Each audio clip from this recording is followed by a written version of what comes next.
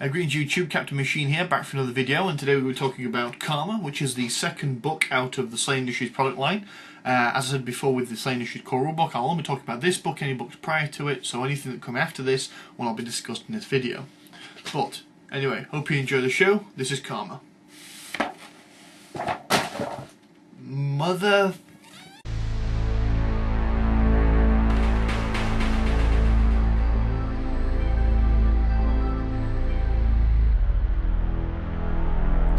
All joking aside, Karma unfortunately does suffer from the reputation of being a book that does self-destruct over time.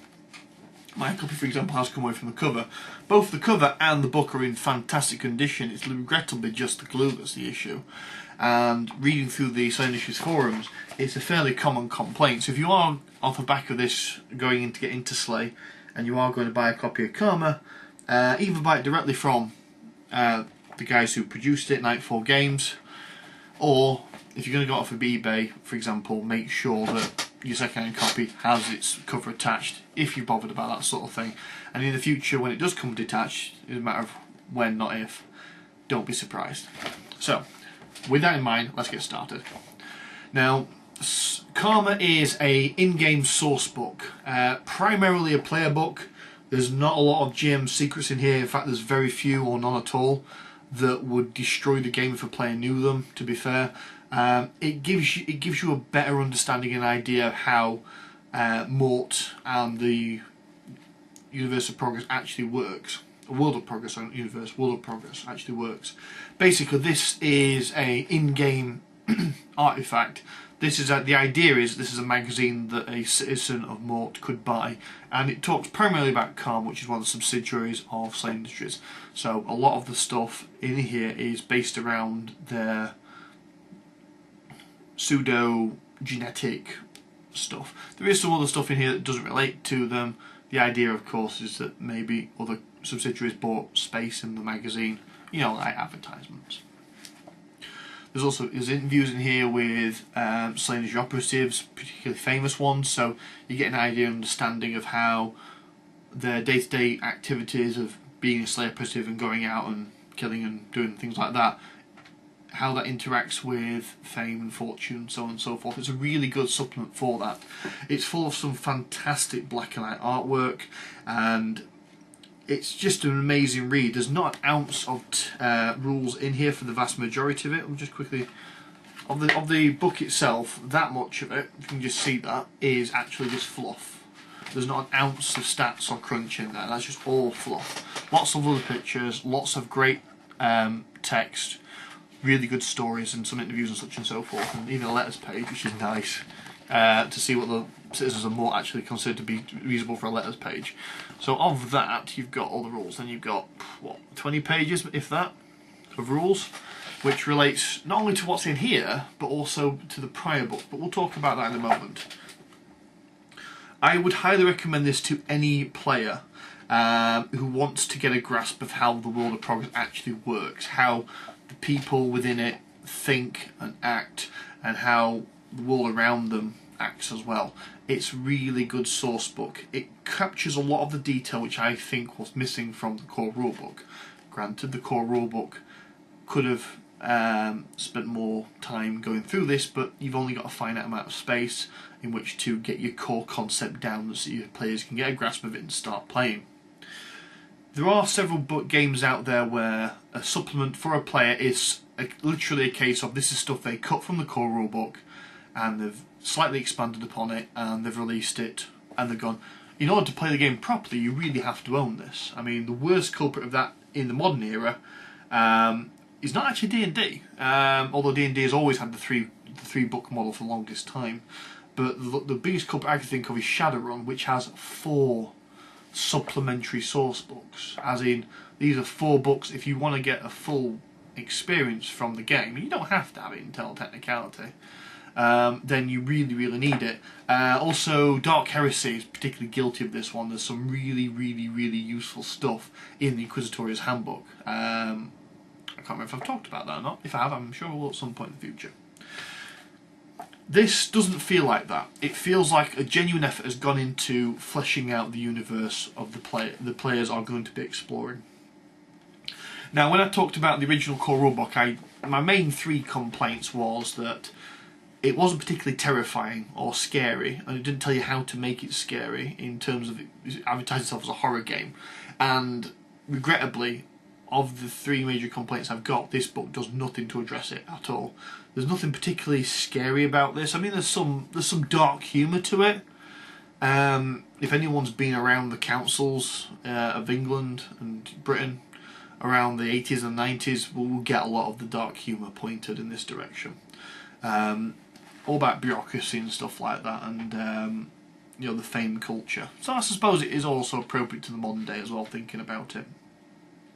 The other 2 issues I had was that for a very, very combat-heavy game, it was very easy to die, and the other one was for a game that was set in a capitalist society. There wasn't a lot to buy, there wasn't a lot to aspire to, and the last 2 points I think have been addressed really well in this.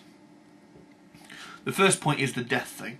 There is a pseudo-arbitrary plot mechanic type thing that was invented, and it's been highlighted in here, called Life After Death, which is something that all non-Ebons can have, so Ebons can't get access to it, which are basically your pseudo-spellcasters.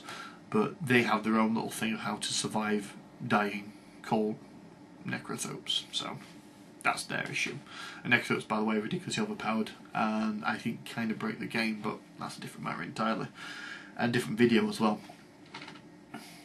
In this, basically the idea is you put credits into a savings account with Life After Death, and upon your death, because you'll have a heart monitor attached to your tiny little biochip and put into your heart that monitors your heartbeat, and when your heart stops, they come out in a kill chopper with lots of power armoured guys, and they will come and rescue your ass no matter where you are, assuming of course the signal actually gets out to them. So if you're like several floors underground, for example, hope the signal reception is pretty good down there if you die, because they're not going to come and get you.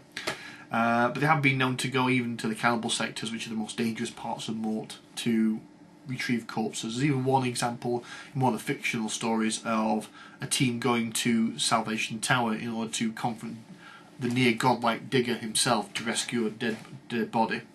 What they then do is rush you back to the nearest calm hospital, and they basically pump that much drugs and that much biomodified stuff into you that you basically undie, you come back to life.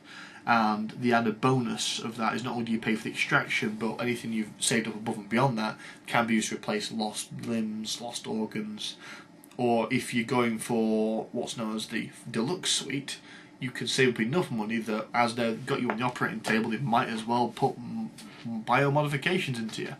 You know, so nuke tendons make you stronger, so you know, things like that. So that is an option available to you. Basically, it's one thing to spend your money on. It's also an interesting way of avoiding death. Starting players will not be able to afford it at all. I suppose you could put a credit in it, and if you happen to have a cardiac arrest outside of a Karma hospital, they might come out and see what was happening. But don't expect the cavalry treatment unless you've got several thousand credits in the account. The second one was the lack of things to buy, and this has gone a long way to fixing it. You've got some new power armor in here, new weapons, modifications for existing weapons, new pieces of gear, and also is a really handy bit. They've also amalgamated not only the stuff that's in this book, but also stuff that's in the main core rulebook again. So you've got these lovely tables as back. I mean, it's probably not going to mean much to you, but that's an ammo table for all the ammo that's in this book and the previous book in terms of its damage. You've also got all the weapons that have been produced in all in one easy to find location, all the items you can buy, all in one easy to find location. This is an invaluable resource for that particular type of thing. On top of that, it also goes a long way to acting as the first ever bestiary that this universe has ever had. In the fact that you've actually got stats for generic types. You've got a stat for brain wasters, ebons, frothers, humans, wraith raiders. Basically, just a little picture and some stats. Give you a rough idea of what kind of stat range these individuals should be at. There's some bad guys in there as well to have a look at. And as an added bonus, because you tend to find this in players' books, also more options. You've got some more training packages in terms of media relations and media operations. Basically, because a lot of the more dangerous missions, the background is at the moment that Third Eye News will pay a fortune for footage that they can broadcast on TV, which they can't get themselves, because either you're in an area which is too dangerous to send a cameraman into, or you're in an area which has no camera coverage at all. And you also get new races as well. I'm not sure if I talked about this previously, but you have these things called stormers, which are biogenetically engineered creatures, basically big ass humans, and you've got different variants in this. So out of 5, I would give this a solid 5 if you're into the hobby. If you just want to soak it up for a piece of background material, for example, 3, possibly a 4, depending on how we lean on that. But if you're a SLA player, I give it a solid 5 out of 5.